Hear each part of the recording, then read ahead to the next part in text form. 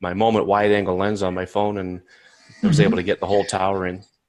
Wow, that's pretty cool. And that's snow on the ground down there? That is. Yeah. They won't know what to do in Toronto. Oh, you know, some of the streets were, I'm going to stop the share here now. There we go. Some of the streets were just tire bare, you know, so you could just see two lines down the side streets where it was just track bare, and then snow in the middle, snow on the sides. I guess they just had nowhere to put it, so they didn't plow them. Oh, wow. It was crazy. Yeah.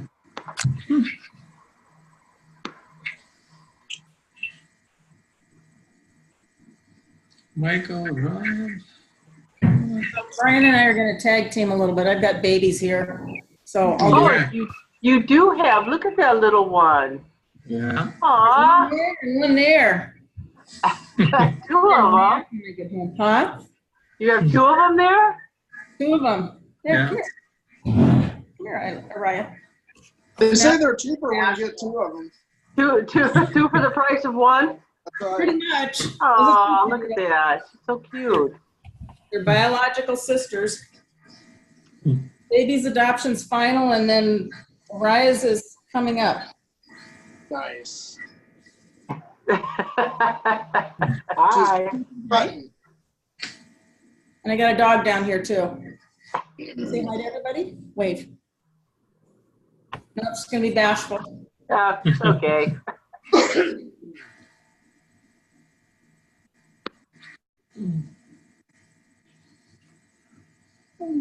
Buddy. Give everybody a couple minutes. It's recording, so Brian already started the recording. Okay. I'm so sorry I took so long on that recording. I just couldn't get that Oh, good. two-factor authenticate. Every time I get started, it would just hit me in the face. And I was like, oh my God. Which is weird. It's weird because I don't have it set up for that account. But I think it just didn't recognize my computer. I don't have a cookie set. Well, I have a cookie set now, but I didn't have one. yeah, just record it to the cloud. Much easier. I just sort of went on autopilot and did it to my computer. So No worries.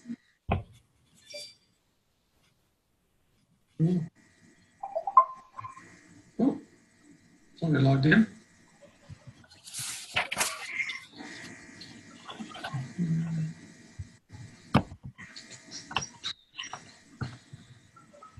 hey, John. Howdy. Who said that? Brian Green. Hey, Brian. I don't want to hear a word about the weather in Florida. We have freezing rain in Michigan. Yeah. This morning we got about 5 inches, or as the Canadians would say, a dusting. Yeah. Well, a week ago we were walking on the beach in Gulf Shores, so we're not happy either. Yeah. It's wintertime. It is.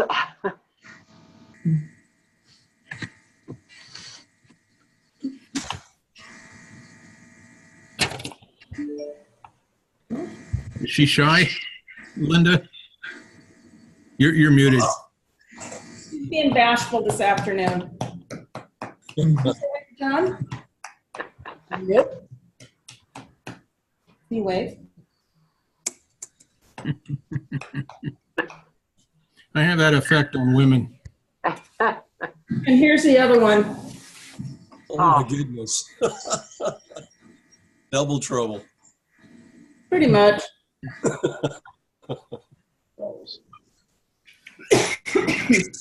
Terry's looking distinguished this evening. Holy mackerel. Yeah. If you could only see the picture, the face behind the picture. Hey, where did he go? Good evening, all. No. It's on his phone. Hey, hi. Where did Terry go? He heard us talking about him, so he blanked out his screen. Oh, there he is. Here you are. Here's the real deal. Hello to the whiskey man. Not nearly as good looking as the picture before, Terry. Photoshopping does wonders. I don't Photoshop anything. All right, Dave, I'm going to let you introduce the speaker, and I'm going to put everybody on mute. Okay. Tonight, we have the pleasure of Gregg speaking to us on phones. I met Gregg McMillan. Met Gregg when I joined the camera club a few years ago. And Gregg is an amazing photographer with his phone. He used to shoot with full body cameras, lenses, and all that kind of stuff. And he's transferred over to phones, or an iPhone in particular, which takes amazing pictures. And if you think about it, when we travel on motorcycles, we always have our phones, right? So I thought it'd be a great gentleman to have talk to us about how we can maybe look at using our phones when it comes to taking pictures. And anyway, I guess I'll go with that. Gregg's quite versed in iPhones. I call him an expert at this point. But anyway, I'll turn it over to Gregg, I think. Okay. Hi, gang. Yeah, Dave and I, we live in the same town, so any complaints about the weather that Dave's had, I can pretty much echo them. I'll give you a quick little background about myself. I'm been working in the printing industry for almost 35 years at the same place, and it's the largest printing facility in Canada, right here in Owen Sound. And you know, we do magazines, a lot of retail work, flyers, things like that. You know, it's basically it's end-to-end production, right from file prep to shipping out the door. So, you know, 35 years in the printing industry has gotten me a lot of experience with color and pictures, obviously, because we print a lot of pictures. And but I got interested in photography at a very young age, and I guess my first camera was like a Kodak 110, one of those little ones where you slide the little button to advance the film in it. Then I just kind of got away from it for quite a few years and got into a DSLR with film. And I've always been a Canon guy, used Canon cameras through the years. And my first digital camera I got in 2003, I think it was. And just, you know, pursued digital photography that way, learned everything myself. I'm pretty well self-taught. And, you know, play around with Photoshop. I think the fact that I'm a geek kind of helps, because I've just got this knack for picking up technology. You know, you give me a cell phone and I could probably fix any issues you have with it, whether it's Android or Apple. I just love the stuff. So it just comes natural to me. And then a few years ago, I kind of just noticed my camera was sitting there collecting a lot of dust because I was using my iPhone all the time. And then eventually I made the jump to just shooting with just my iPhone. So I have a lot of fun with it. I like the challenge of trying to get a picture that is good enough where people have to ask, well, what kind of camera did you use? And quite often they're surprised when I say I shot it with an iPhone. People are getting to know me a little more now, so they know that I'm using an iPhone all the time exclusively. And but it's still, I just love the technology behind them. There's more technology in my iPhone. I have the XS Max. I think there's more technology in that than there is in a Canon 1DX Mark II. When you get right down to it, what Apple is doing with their phones is just incredible, and the photos that it's capable of taking are amazing. So that's why I enjoy it so much. And you know, my love for iPhone photography has given me the opportunity to get into other things with regard to that. Like, so I do a podcast called Tiny Shutter, where there's four of us. There's three in the United States, one and myself in Canada. And we just sit around and we talk about iPhone photography. We try to give people tutorials or talk about apps, sometimes the news with regard to what's going on in the industry. And we record once a week generally. And if you're interested in it, just look up Tiny Shutter on the podcast app of your choice, and it's the only iPhone photography podcast out there, and that's been going for 7 years now. But there is another one coming up. A friend of mine in Texas, Jack Hollingsworth, and I have joined together with a couple of ladies, one in Seattle, one in England, where we're going to do another show called the iPhone Photography Show. And it's kind of short form is going to be tips. And it's going to be a little more formal. Tiny Shutter is very laid back. We kind of get a little funny with it and whatnot. There's sound clips and things. But with the iPhone Photography Show, we plan on bringing in some pretty high-end guests and things like that. So Jack Hollingsworth, he was very instrumental in getting the movement of mobile photography going back in, I'd say, 2011. And I always admired his work and always dreamt of the day I could just even meet the guy. And now here we are, get this joint venture going. So that's pretty much the background with me. Everything I shoot with a phone, and I have a lot of fun with it. So we can probably open up the discussion if you like. All right, lenses are always one of those pivotal points when you're taking a portrait or a landscape or panoramic. How do you adjust or compensate using an iPhone? I've noticed they have lens attachments for iPhone. Do you utilize anything like that? I do. This is a set of lenses. There's 4 lenses in the bottom there. You can see them across the bottom. This is a big battery pack that I like to carry with me. But these little lenses from a company called Moment, and I'll show you how big they are. This is a 58 millimeter telephoto lens. Now, they call it a telephoto, but it's very close to like a 50 millimeter prime. It just goes on the phone via a case. Here's the case. And I don't have it on my phone right now, but this little area right here, this is the mount. So because my phone has 2 lenses, there's 2 spots for the lens, right? Sure. Right. So when I put the lens on, it just goes in, turns right 40 or 90 degrees, and click, there it is. So now it's on the case. And that is good for just getting a little closer to the subject. I wouldn't call it a portrait lens, but it could very well work as one. It does give you a little bit of blur in the background. But for me personally, if I'm doing a portrait, my iPhone XS Max has the 2 cameras, and it has portrait mode. I don't know if many of you are familiar with the iPhone and what all features they have, but portrait mode takes a really nice image and gives you a nice blurred background. So I'll pull one up and I'll share my screen so you can see one, and you can see the effect that it gives you. If I could just find one here. Cool. I had my wife take, oh, there we go. Okay, here's one. Okay.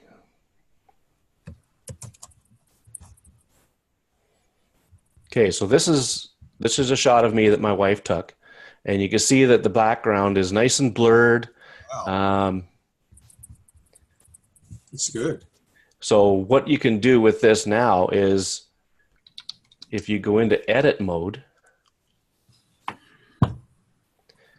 you can change the lighting on me, like right now it's on studio light. You see at the bottom. Yeah. Then it has, see, it brightens up. Oh, yeah. And there's contour light where it gives a little bit of shading in some of the contours of my face.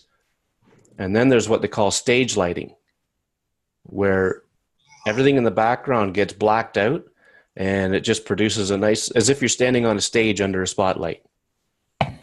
So that's the capabilities of the iPhone for one. And the other thing is, it's almost like you could change the aperture with it. The 10S models that just came out last fall have the capability of changing the depth, I guess you could say. So I can change my f-stop. Look in the lower right corner by the image there, and you can see me moving the slider. Now see how the background got really blurry? Mhm. That's like using a large aperture in a camera lens. And then I go the other way, and it actually makes the background sharper or more clear. Right. So that's how I would deal with, say, portraiture. There's apps you can use and whatnot that that do this kind of photography or make this kind of effect. This is taken with the Apple camera, like their normal camera app, and I could sit for an hour and describe how it all works, but basically there's some secret sauce in there that uses a whole bunch of computational stuff to make it look the way it does. Now for excuse me, for landscape, with these little lenses, there's one that is a wide angle, and it's like an 18 millimeter. It gives you a really nice wide view.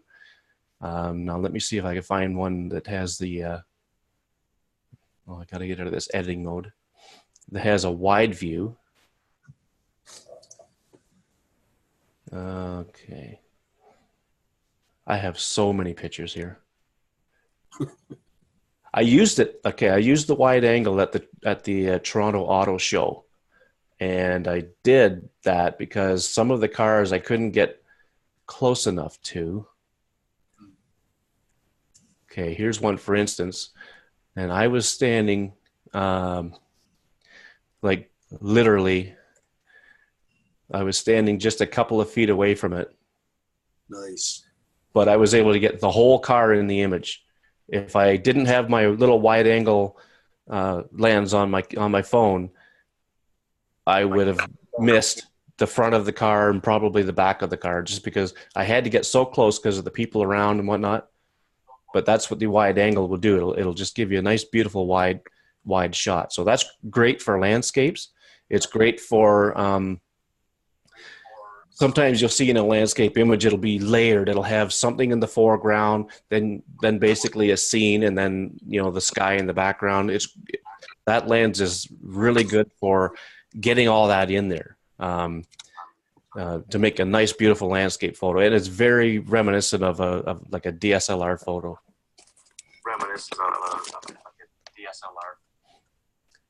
So I hope that answers your question there, Harold.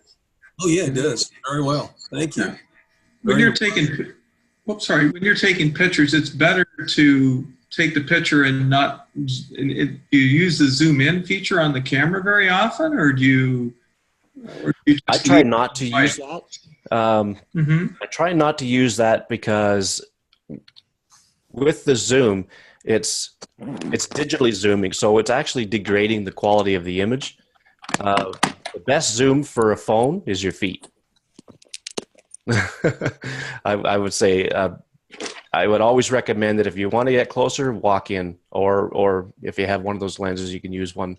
But I would say if instead of zooming, take the photo and crop it later.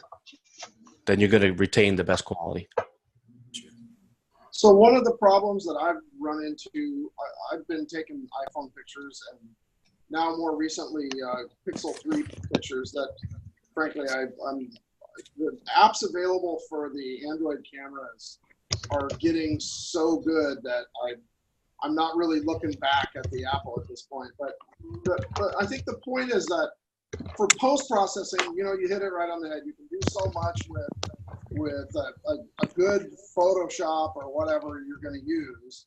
to do things like change the look of the picture and depth of field, but what about pre-processing stuff like filters and white balance problems? You know, I mean, still when I'm in challenging light situations, I still have difficulty with even, you know, even with really modern stuff.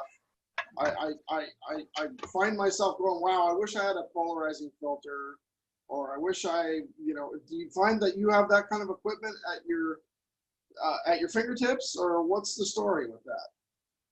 I do have a filter adapter that I can put on these moment lenses. Honestly, I haven't used it very much. I was never really big into filters when I used my DSLR either, but it does help. You know, you could put a circular polarizer on. That particular filter holds a 62 millimeter filter that it just screws in just like a normal camera would. Okay. So it's plenty big enough to cover that lens. You don't have to worry about, you know, catching the corners or anything.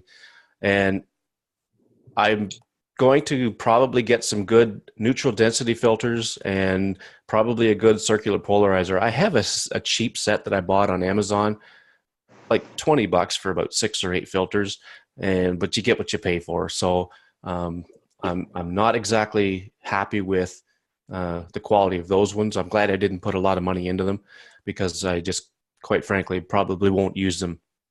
But the better the filter, the better the image quality, of course. So, but when it comes to white balance, the Pixel 3, I believe, can shoot RAW. And I would recommend just shooting RAW so that you can adjust the white balance afterwards. Do you use Snapseed? No, I haven't played with a lot of different programs at this point. I just got the Pixel, and so now I'm starting to play with it. Okay, I would recommend getting Snapseed. Pardon me? I'm a recent convert. Oh yeah. Okay. Yeah. I've never used a Pixel 3, but I follow that stuff all the time. So I would get Snapseed. Okay. You can take a RAW photo. It's free. Google owns it too. It's probably one of the best photo editing apps out there on both platforms, on iOS and Android. I have it, but I don't use it a whole lot because I have another app. It's called Lumabee that really suits my editing style better. But I always recommend Snapseed to anybody who's just getting into this kind of thing, because it is feature packed. It's got a whole pile of different things, but you can adjust the white balance and the color temperature and all that with that app. And case in point, at this auto show in Toronto yesterday, there was a purple Lamborghini Aventador, and as soon as I held my phone up to take a picture of it, just with the lighting that was in the room, the car looked blue. It looked like a royal blue, and I thought, oh, that ain't gonna work. So I switched to RAW, and I was able to adjust the white balance, and I got the car to look actually more like the color that it really was. I didn't care about anything else in the image. I just wanted the car to look purple. So yeah. That's the advantage of shooting in RAW format. If like, I don't know how many of you guys are photographers or into it or whatever, but generally, if the lighting conditions are difficult, go to shoot RAW, and then you can always, adjust it and fix it later. Yeah, essentially a camera can take, as Greg was saying, 2 pictures. There's JPEG, which is the most popular format, and then you can do the RAW format, which is the other format. And you have a little play with that, I guess. So, 2 formats. Do you have a favorite app that you use? I know when you did a presentation once before, I used that slow shutter app when doing waterfalls and stuff like that. Like, I kind of think that one's pretty cool. I love slow shutter. I will pull up some stuff I did the other day with slow shutter.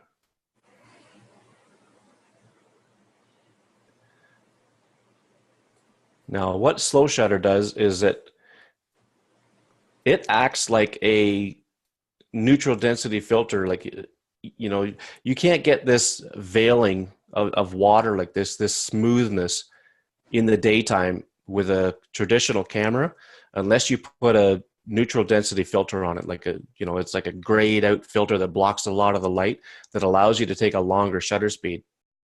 But the way the iPhone does it, excuse me, is I think it's actually like almost like shooting video, and it keeps overlaying and overlaying and overlaying, or it's constantly repeating pictures. But what it's doing is, when it's processing the image in real time, if nothing moves, then it doesn't process that. So obviously you have to have a tripod. I should say that I take a photographic approach to my iPhone photography. I treat my iPhone camera like a real camera, because it really is a real camera.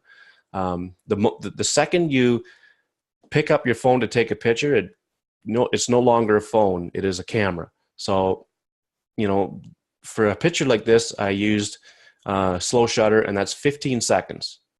And the exposure always comes out near perfect. So, you don't even have to do anything with it afterwards. Here's another one I did where I cropped a bit off top and bottom to make it like a panoramic. But I just love the smooth flow look of the water in a river. And David, you might know where this is. It's Weaver's Creek.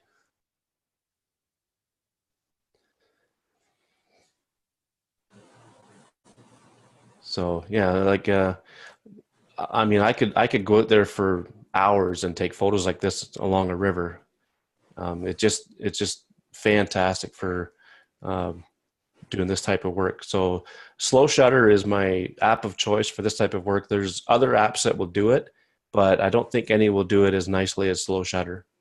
Do you have any issues with the size of the files that come through when you use slow shutter from a storage standpoint? Well, admittedly, my iPhone is it has the same storage as my MacBook Pro. It's got 256 gigabytes. I mean, I could have went with the 512 gigabyte, but I thought, that's just ridiculous. And with all the photos I have on my phone, I mean, it's still probably only half full. So and I use iCloud Photo Library too, so that helps because it actually doesn't keep everything on the phone. A lot of it's stored in the cloud. So, but yeah, with slow shutter, no, I mean, I think you could save them in TIFF file format, which is bigger, but I generally just put them in JPEG. It won't say my motorcycle down here because, as Jerry will attest, I'm a poser right now. I don't have one, but I do mountain bike. So we do a lot of head-mounted GoPro type stuff, mostly mounted on the heads of my children who are much better mountain bikers than me. But one of the issues we always run into is, we want to go for a half-hour ride and take video the entire time. We just run out of storage. So didn't know if you, other than upgrading our storage, yeah, tips for that as far as, obviously the TIFFs are bigger. So, if you had any tips for maximizing your storage space when you're shooting anything that's a video image. Yeah, if you don't need to shoot in 4K, like if your phone can shoot 4K, and if you don't really need to, then don't. Just go with 1080. That'll save a lot of space there. All I can say is maybe just clean off all the photos off your phone if you can before you go out. Maximize the space that way. iOS has a feature where any apps that you have on your phone, if you don't use them much, it will actually offload the app. It'll keep on the settings and the data from the app, but it'll offload the app itself. And I think you'll see a little cloud icon beside the app icon on your screen. And then if you need to use the app, then it'll re-download it. So that's another way that people save space. I'm considering doing that myself because I have over 250 apps on my phone. I don't know why, but I do. And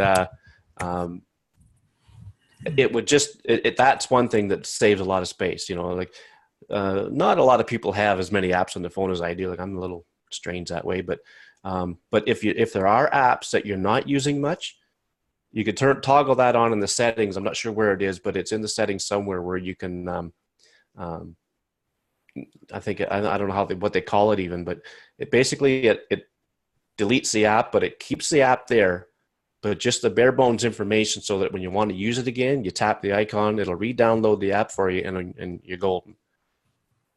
Other than that though, storage space, like one popular way to keep your phone free of storage, especially if you want to do photos and videos, is not so much with the iCloud photo library, but Google Photos. My wife has it on her phone, and you just have to make sure that once Google Photos gets your photos and your videos and all that stuff uploaded, then you can delete them out of your photo library in your phone. But you open up the Google Photos app and they're still there. And if you can see thumbnails and all that, if you want to download them again, you can do that. So that's another way it's basically backing up your photos, which I highly recommend. Now, and along that vein, with the bouncing around on the mountain bikes, or a lot of these guys who like to record their rides, do you have a preference for either an app or some inherent feature in the iPhone that minimizes that does stabilization of the camera, post processing stabilization? No, I don't know of any app that can do that. When I shoot video, I use what's called an Osmo Mobile. An Osmo Mobile. It's a gimbal with a handle, and I could walk down the street and that video will be silky smooth because the gimbal actually, it just takes away all the shake. I don't know if there's a mount for something like that for a helmet or a bike. I've never recorded anything when I've ridden my bicycle. I don't have a motorcycle, but my mountain bike, I've never recorded a ride or anything. I'd have to say I'm stumped on that one. I don't know. You could probably find out from, like, where are you from, Amanda? Yeah. From the Great White North, but I live in DC now. Okay. I'm thinking like there's maybe a store like Adorama or something like that. Maybe one of these big camera stores that carry stuff like that. You might be able to find it from them if there's some kind of a stabilizer that you could use on a bike that might help. I tend to crash more when I'm recording, so that's probably the problem. But no, I'll check into that, guys, because I know that there's a couple of us that do like to record, and if I can only take one camera, I'd prefer to. So thank you. Just thought I'd pick your brain to see if you had something. Yeah, absolutely. Better than me trying to show my family videos and I'm going, okay, I'm getting nauseated. Yeah. Cloverfield. Have you heard of an alternative to slow shutter for Android? That's come up in the podcast before, and no, we have not heard of anything. I hate to say it, but I just don't know if there's anything out there. You could do a Google search for long exposure photography on Android and see what you come up with. There's not much out there. Yeah. No. I've seen some statistics where, okay, so for instance, the mobile photography awards that were just handed out recently, out of the 19 categories, 10 of them were won by iPhones. And of all the submissions, I believe it was 70% iPhones and 30% Android. So the mobile photography space is definitely led by the Apple products because, Apple was the first one to really come out with a good iPhone camera with the iPhone 4. And as a matter of fact, that's what got me really into it. As I saw a photo of a dog taken with the iPhone 4, and it was David. It was Bert Riquette. He posted it, and when I asked him, "Oh, did you take that with your 40D?" and he says, "No, I used my iPhone 4," and I couldn't believe it. I couldn't believe the clarity, and at that point, I wasn't ready to jump to iPhone. I was big into BlackBerry. But I was really starting to pay attention to them then. And it was when the 4S came out, they went from a 5 megapixel to 8 megapixel. in their camera. That's when I jumped onto the iPhone, and I haven't looked back.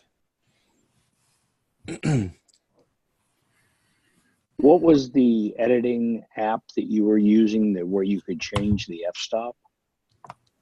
Oh, that was the Apple Photos. It was the Photos app on my Mac. Okay. And you could do it on the iPhone as well, but the only iPhones that are capable of doing that, of having that information in the file, is the XS and the XS Max. It's the newest ones, and I think the XR does it too. Okay. So unfortunately, it's very limited right now to who can do that, but not all is lost. There's an app called Focus, Focos. And as long as you have an iPhone that can shoot like portrait mode like that, you can play around with that in the app called Focus. You can change your aperture and all that stuff. You can actually change the point of focus from foreground to background. I wrote a blog post on it. It's on my blog called shotoniphoneonly.com, and I believe the post is called Bridging the Gap. And it's bridging the gap between mobile and conventional photography, in that, with mobile, the technology's so crazy that you can do that stuff with an iPhone image. Are we going to get a list of all of these apps? Is anybody taking notes? We got the recording anyway. Yeah.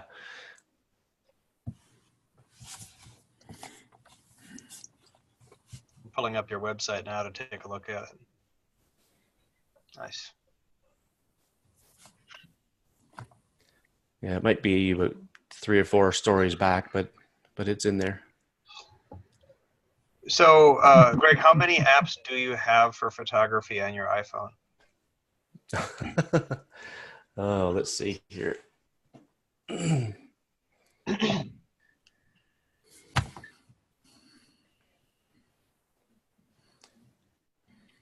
incidentally, Okay. I got a Pixel 3 or the Pixel 2 Plus last year in the spring. Oh, yeah. And the memory is better, but there are other factors about the OS that it wasn't comfortable working with. Yeah, like I'm not an Android guy. I'm really huge on security, and I know Google's getting a little better at that, but I think Apple does a much better job with security, system wide. But this is my camera folder, and let me turn that screen brightness down a bit. So I have 9 there, 4 there, and 3 there. So about 16 apps that I can actually take pictures with. And then when it comes to photo editing, I have 31. Now, again, a lot of these I don't use regularly. Actually, photo editing, I have 32, 33. I got some that aren't in the folder. So yeah, I see an app come out, or I hear about an app that might be interesting.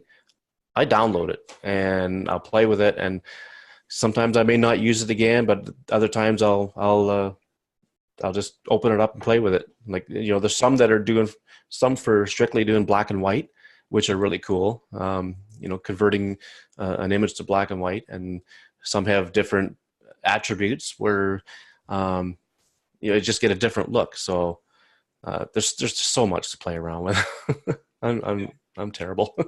I've got professional photographers in the family, so oh yeah, interest from that perspective as well. Yeah. There's people out there making a living with iPhones, and my friend Jack Hollingsworth, he's one of them. He has DSLRs, but he is now being hired to go, over to Europe and do cruises where they pay him to show people how to take pictures with an iPhone. There's a show on BBC. It's a baking show. And there's an elderly gal and a young guy. I forget the name of the show. But they hired him to go and photograph them.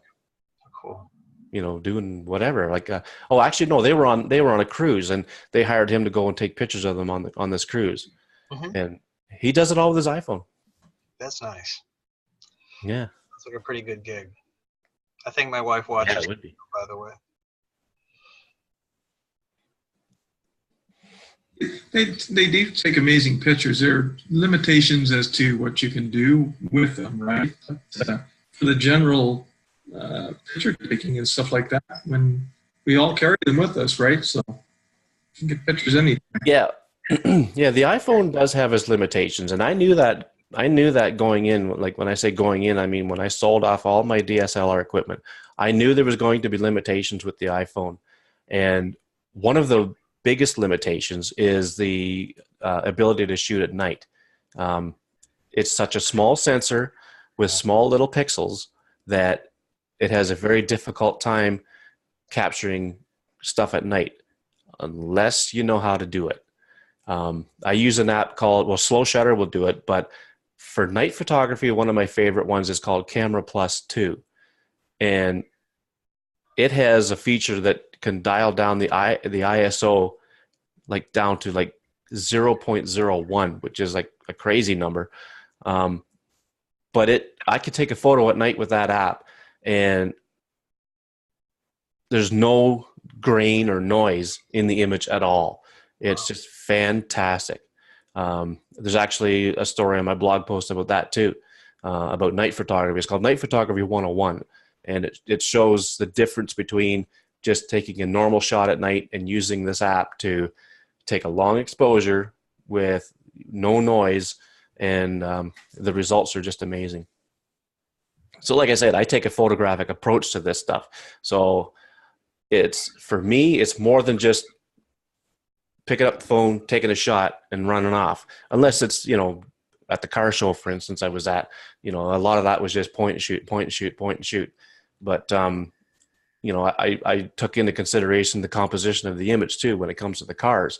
But with other things like long exposure or night photography, I approach it like I did with my DSLR. Did you already talk about, you did talk a little bit about filters and lenses, added hardware for the iPhone? Yeah. So if you missed it, I talked about these lenses I have from a company called Moment. These lens caps are really on here. There we go. Little lenses like this. Right.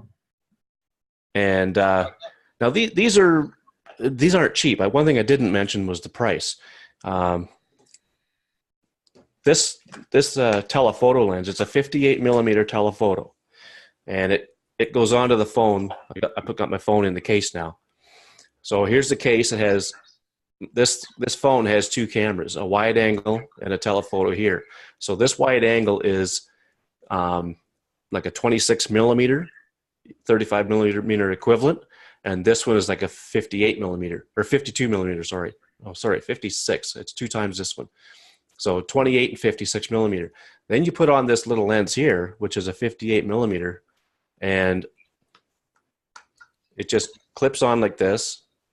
Put it in, turn it a quarter turn, and there it is. And it's fantastic for bringing stuff in closer. And if I put it on the other camera, which is the 2 times camera, it really gets in close. I could shoot stuff from the car and bring it in real close with that. So that's really handy. I have 4 lenses. They have 5 in their lineup. There's one that's like a fisheye that I didn't get because I just don't think I would use it enough. But this is the Tele. They have a wide angle. They have one called an anamorphic, which is for shooting video, and like that nice narrow wide screen you see with the black on the top and the bottom, like in a movie. That's the look it'll give you. It gives you that J.J. Abrams flair with the lights and stuff. It's really cool. And then the other one I have is macro. I love macro photography because it's like a whole new world. And these lenses, they average around anywhere from, $90 to $110 or $120 US. So they're not cheap, but they're really good. And I'm actually an ambassador for the company Moment. And if anybody is interested in buying one, let me know. I can give you a link where you can save 10% on it. Cool. And I mean, yes, you do get a kickback. I'll disclaim that too, but they're one of the best out there. I think that's why I believe in them so much. Does that work with a standard case like the Apple leather case or something, or do you have to have something different? No, you have to have the case that goes with it. That's the other thing about this company. They make a case strictly for their lenses, like to mount on there. This is the photo case, but they have a battery case as well that has a battery in here. So it actually sticks out a little more. And it's, obviously to give you more battery life. I just recently acquired, and I have a posting on this I did a review on this on my blog, one called Shutter Case. I'll just get the phone in here. This one's kind of cool because it's built to look like a camera, where you can hold it like this. And it's really good for like one-handed shooting. And it's got this button here is actually a mechanical button that connects somewhere through the back of the phone to the volume down button. Because as you know, you can hit the volume button to take a photo with your phone, right? So if I push this button here, it's actually pushing this button at the same time. Like there's something mechanically connected through the back of the case. Old school. And as you can see right here, there's mounts for these Moment lenses to go on here. Like that. Which is cool, but it's not as well built as the Moment case because it does go on just a little crooked, and they know that, and they're working on a fix for that. But in my review, I put it out there. It's a great case and all that, but that's the one caveat about it, that the lenses don't fit perfectly straight. So they're working on fixing that. Hopefully they'll have a fix for it in an update. But that's a real handy thing too, and it comes with a lanyard so that you can wrap it around your wrist and you don't have to worry about dropping it. Right. Like if you're on the back of a bike and you're going through the countryside, something like this would be perfect. You just stick your arm out, take a shot as you're driving by. It'd be great. Do you mind giving us your email in case we want to take advantage of that 10%? Sure. David has it. But you can email me at McMillan, just like you see my name on the screen there, at hotmail.ca. Thank you. You're welcome. I do some of this kind of iPhone photography from the kayak, and we're out here in Alameda by Coast Guard Island and just the Oakland shore. So the idea of possibly dropping it in definitely crosses my mind. Oh yeah. I if I'm anywhere near water, I put it in my pocket. Even though this latest iPhone is basically waterproof, they say you could drop it in the water and pick it back up. They recommend you clean it off and let it dry before you use it. But I wouldn't even hesitate to dunk it under the water and take a picture with it. But I don't know if I'd do that. But yeah, taking one out on a boat or a kayak, pretty risky business. But one of the fellows that I do the podcast with, he has a kayak and he's taken his out there, but he's been very careful with it. Yeah. Do you have a special cleaning solutions you like to use for the lens? Not necessarily a solution, but one of the things that the Moment folks have is a lens pen. So there's the brush. Right. And then you pop this lid off, or your threads open. And what this little part here will do is get inside the opening in the back, and it'll clean it. Okay. And this is I don't know, like, I've seen those. I think we got a couple of those in the house. Yeah, maybe like $9. This is the one right from the company, Moment company there. But as far as solutions go, I haven't used any. What's cool about these lenses is they come with these little bags. With these little bags, you could put them in, and these actually will clean off the lens. Microfiber you can use. Felt. Yeah. Yeah, they're kind of like a soft felt, so they're handy that way too. I don't know what kind of a solution I would use per se. I should say that Matt Hoffman, who does the podcast with me, the guy that does the kayaking, he has a Moment wide lens, I think it was, or maybe it's a tele, I'm not sure. But anyway, he left it in his car all the time without the lens cap on. He just left it in his console, and now there's some film coming off on the lens, and you can see it in his images. So I always recommend that you just, keep the little lens cap on it all the time. And they generally don't really get dirty. As soon as I'm done shooting, that cap goes right back on. It goes in the little pouch or in the travel case here, and it's out of harm's way. So I'm pretty careful with it. I've worked a fair amount with scientific optics and DNA sequencing, and so Edmund Optics is a catalog I'd get once in a while, and they have these little spray bottles. I think it's called Purosol or something like that. And there's all kinds of potions like that you can get, but that one I've had pretty good luck with. Oh yeah. So you've used that on like a regular lens, camera lens? It's good for eyeglasses. It's good for scientific microscopes. Certainly for camera lenses as well. Well, I'd say that would be a safe bet for these ones too. Then, yeah. Yeah, if you get a multi-component lens and you get the haze between the lenses, well, then you're pretty much done unless you can take it apart and put it back together with the same alignment. Yeah, that's right. Do I don't see that you're into motorcycles on your website here. Is that correct? No, I haven't. I've never ridden. I used to have a dirt bike years ago, but no, I'm not a real big on riding. But the buddy I was with yesterday at the Toronto Car Show, on the way home, he bought a motorcycle. His wife went out and bought a little Ninja 250 last year, and neither one of them had their licenses, and so she went and got her M1, and so she's got that little 250, and he bought a Ninja 400, and I'll show you a picture of it.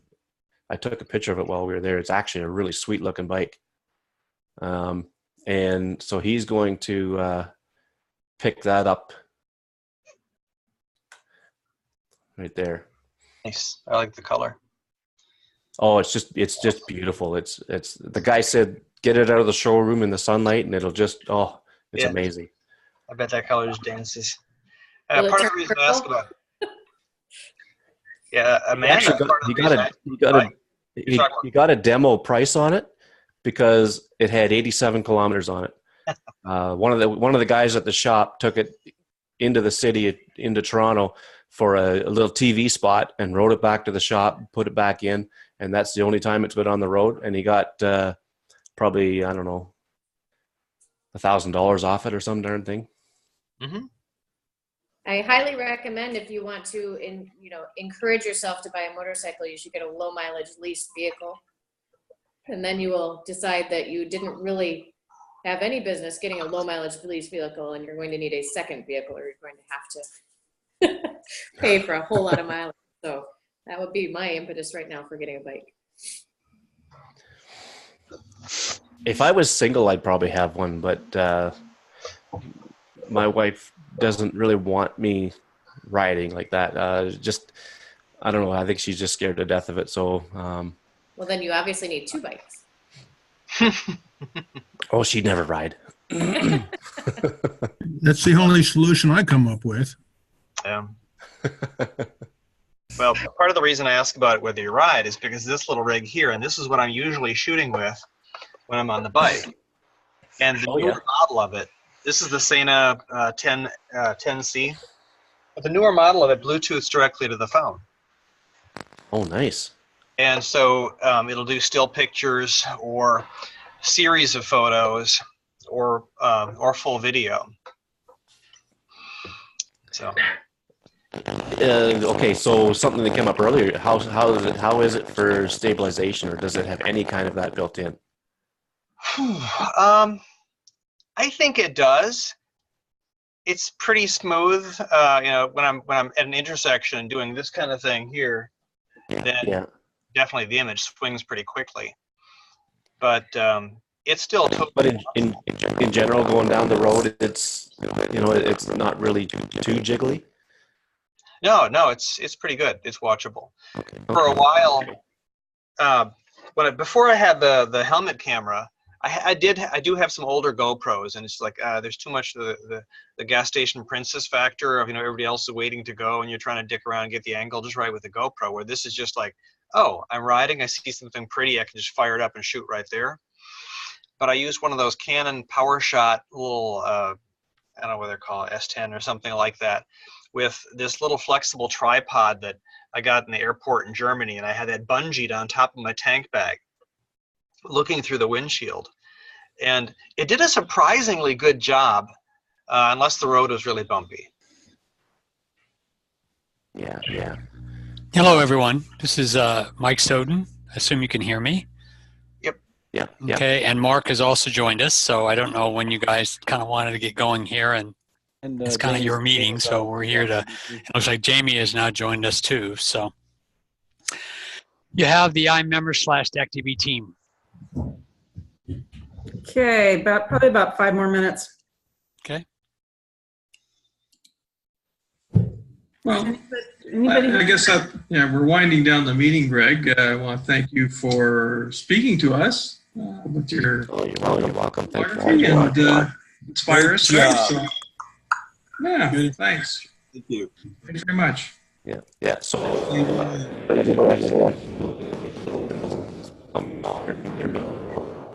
No, your sound's all breaking up there now. Oh, okay. Okay. Our meeting's pretty much done. I guess if you want to say goodbye at this point, then we'll kind of go from there. I guess because your sound's gone now. Yeah, how's that? Oh, that's better. Sounds like a heavy smoker for a while. It's a USB mic, and we have to unplug it and plug it back in after about an hour of using it. So yeah, that's one of the downfalls about it. But yeah, okay. Well, thanks for having me on, everybody, and it was great chatting with you. And stay safe out there when you're on 2 wheels. That's all I can say.